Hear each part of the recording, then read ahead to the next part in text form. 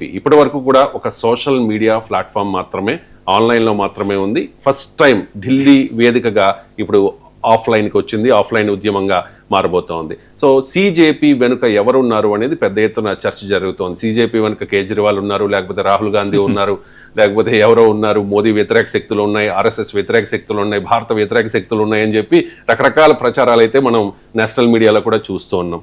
So ఏంటి ఈ సిజేపీ ఇవాళ పిలుపునిచ్చిన శాంతియుత నిరసనల మీద ఫస్ట్ మీ కామెంట్ ఏంటి? యాక్చువల్గా సిజేపీ అనేది ఒక వ్యంగ్య రాజకీయ ఉద్యమం ఇది. ఆ విధంగా స్టార్ట్ అయింది. సరే, మనం ఇప్పుడు అభిజిత్ దీపిక కోసం మాట్లాడుకుంటున్నాం. ఆయన కోసం మాట్లాడుకునే ముందు అసలు ఈ ఉద్యమానికి, ఈ కాక్రోచ్ జనతా పార్టీ ఆవిర్భావానికి, ఈ రకమైన కలయికకి ప్రధాన కారణం మన భారతదేశ ప్రధాన న్యాయమూర్తి జస్టిస్ సూర్యకాంత్. ఎందుకు ఈ మాట చెప్తున్నానంటే, జస్టిస్ సూర్యకాంత్ మే 15, 2026 ఆయన చేసిన ఒక స్టేట్మెంట్ ఫస్ట్ నేను మీకు చెప్తున్నా. ఆయన ఏమన్నారు? నిరుద్యోగ యువత మరియు ఆందోళనకారులను ఉద్దేశించి బొద్దింకలు సమాజ పరాన్న జీవులు అంటూ ఒక వ్యాఖ్య చేశారు ఒక సందర్భంలో భాగంగా. దాంతో ఇట్ బికేమ్ ఇష్యూ. అంటే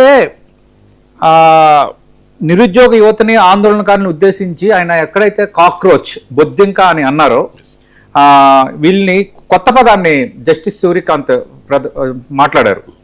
సమాజ పరాన్న జీవులు అనే పదం వాడారు. దాంతో ఒక్కసారికి సోషల్ మీడియాలో స్టార్ట్ అయింది. నేను అందుకే ప్రారంభంలో ఏమన్నాను, వ్యంగ్య రాజకీయ ఉద్యమం అన్న ఒక పదం వాడాను. ఒక జోక్లా స్టార్ట్ అయింది. అది ఒక రకంగా వ్యంగ్య ఉద్యమంగా స్టార్ట్ అయిపోయింది. ఫస్ట్ ఇన్స్టాగ్రామ్ లో అనూహ్య స్పందన పొందింది, మిలియన్ కొద్ది ఫాలోవర్లు వచ్చేసారు.